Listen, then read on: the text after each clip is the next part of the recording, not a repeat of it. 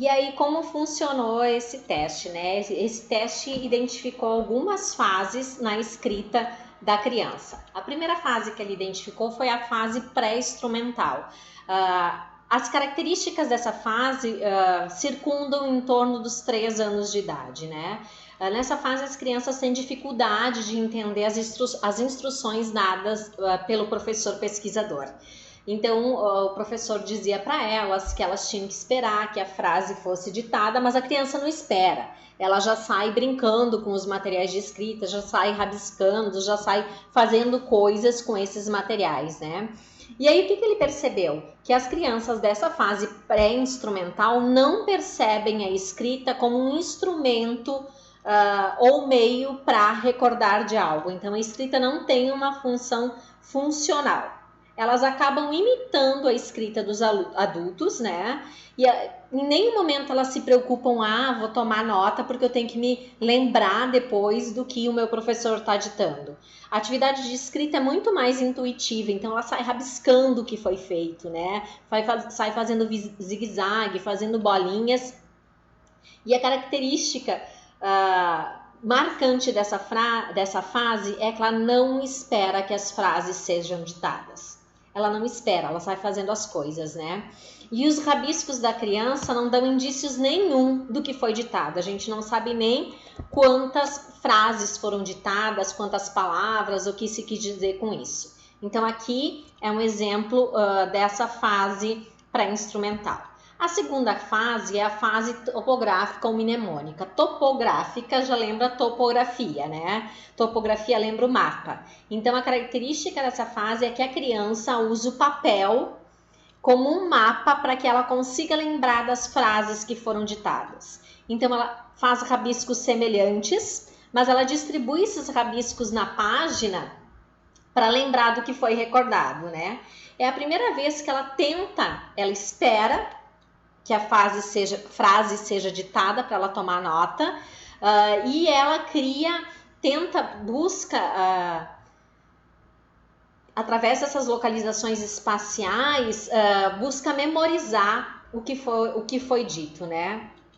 E ele diz que essa é uma forma primitiva de escrita, porque esses signos topográficos trariam pistas, né? Então a gente sabe, quem está de fora não tem a menor ideia do que foi ditado, mas a criança consegue perceber essa funcionalidade da escrita. Ela usa esses traços distribuídos na folha com a função de recordar algo, né?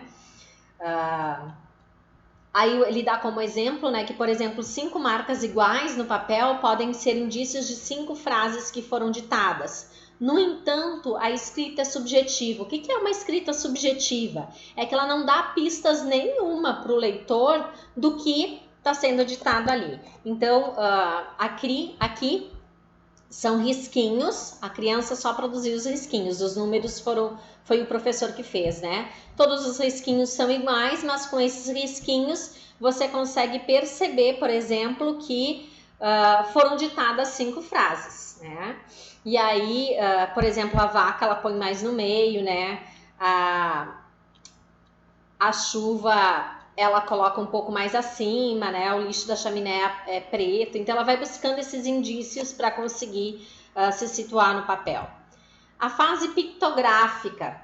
Pictográfica, quem viu o vídeo Construção da Escrita, que está lá na nossa sala do Moodle, são 2 vídeos, tem a parte 1 e parte 2, vai ver que a gente fala em pictogramas, né? Em uma determinada fase da evolução da humanidade, ela usa pictogramas para se comunicar. E a fase pictográfica é exatamente isso, é quando a criança já produz rabiscos diferenciados. Na topográfica, os rabiscos eram iguais, na pictográfica, os rabiscos são diferenciados. E quais podem ser essas diferenças? Pode ser um desenho. Eu digo a boneca tem vestido comprido e ela desenha uma boneca com vestido comprido. Pode ser quantidade, eu digo a frase galinha grande, 5 pintinhos, e ela faz um círculo grande e 5 círculos menores.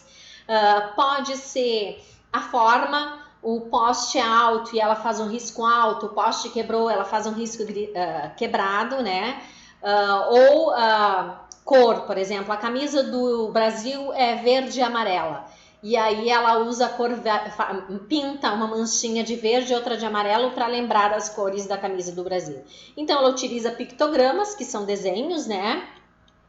E aqui a escrita passa a ser objetiva. Então uma pessoa que chega consegue perceber alguma coisa a partir das marcas que estão no papel. E aí a gente tem aqui um exemplo, né? A coluna é alta, ela faz um risco grande, a garrafa está sobre a mesa, ela faz aqui uma simulação de mesa com uma garrafa em cima, né? Há duas árvores, ela desenha uma árvore e assim por diante.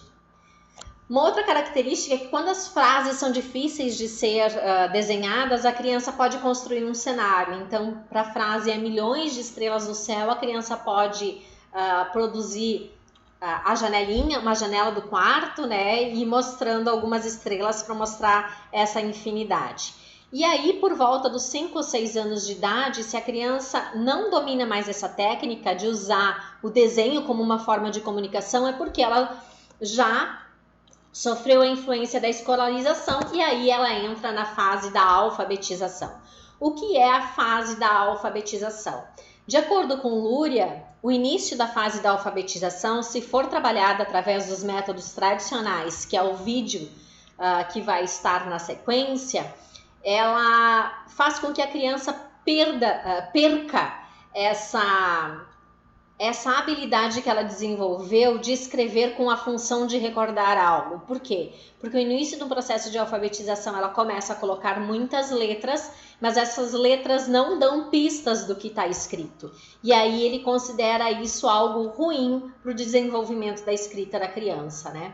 E aí ele vai dizer que se a criança for impedida de usar as letras para escrever, não automaticamente ela retorna para a fase pictográfica, ela pode retornar para qualquer uma das frases anteriores. E aí qual é a conclusão que ele diz, que ele chega através dessa testagem? Que o ato precede a compreensão da função social da escrita pela humanidade, né?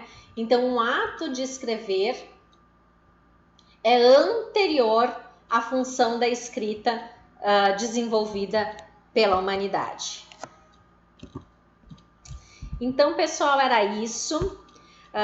Agora, depois disso, vocês devem ver o vídeo que fala sobre os métodos tradicionais de alfabetização e a gente se encontra na nossa aula online na quarta-feira à noite.